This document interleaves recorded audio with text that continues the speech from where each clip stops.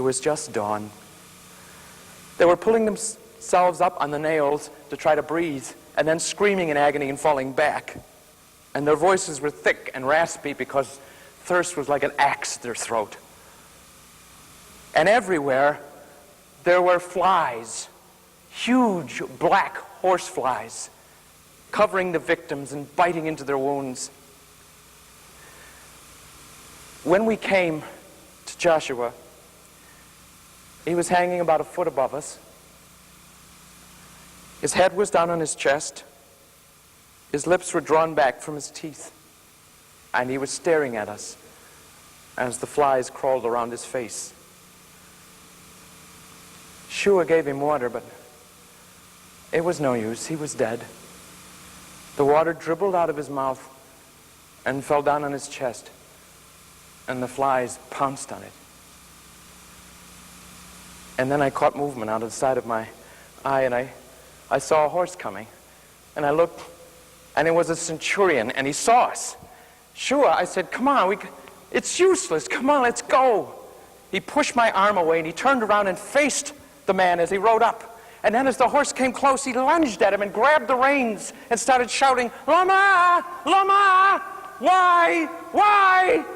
The horse reared up, screaming, and the Roman's cape billowing out behind him. I remember thinking, it's red like all the blood.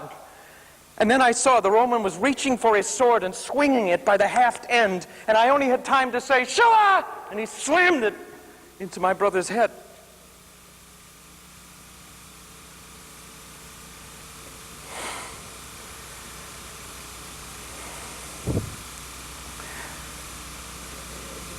And the next thing I remember, I was sitting in the dirt of the road, and I held my brother's body in my arms, and he was bleeding from the nose and from the ears, and it covered my hands. It was bright red. I remember looking at the blood and at my hands and thinking, it's so red. It's like the cape. And I looked up. The Roman sat on his horse, looking down at me, and he was smiling. The only sound was the screams from the crosses and the drone of the flies. And he smiled at me, and I understood. They strip their victims because they know we're a modest people. They crucify on the eve of Sabbath because they know we're religious. And now this Roman sat on his horse and smiled at me because he knew my country was his. This moment was his. Everything I cared about was his. And he knew that I knew it. And he smiled. And then he turned his horse about, and he rode off at leisure.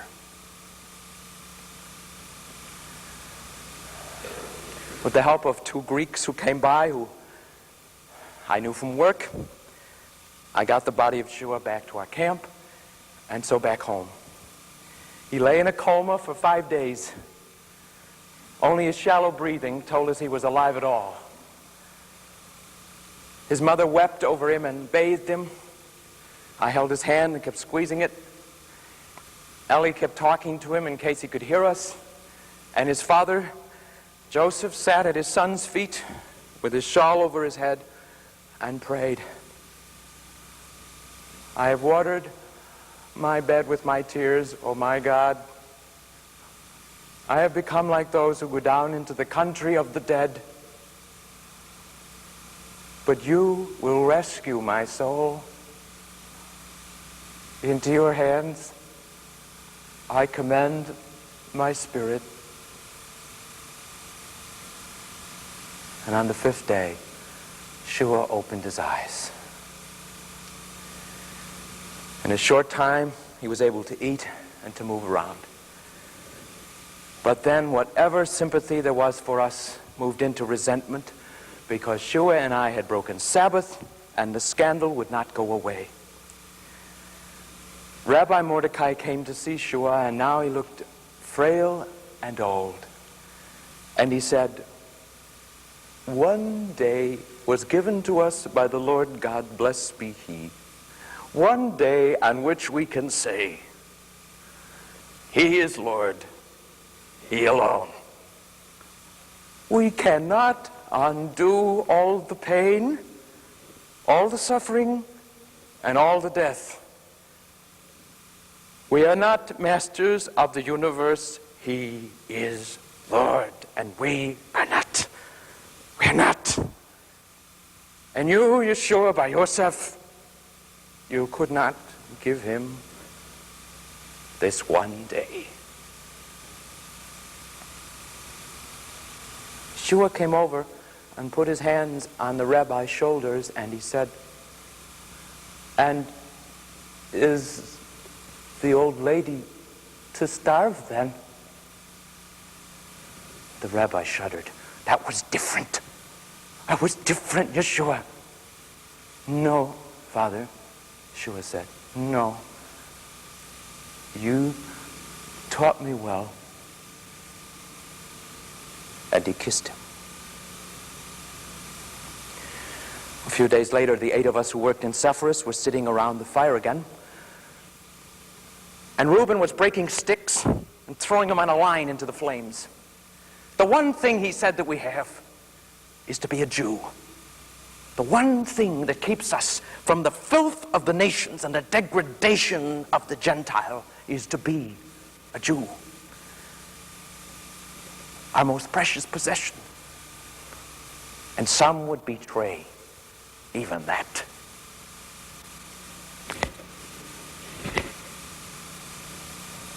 Nobody said anything, not even Ellie.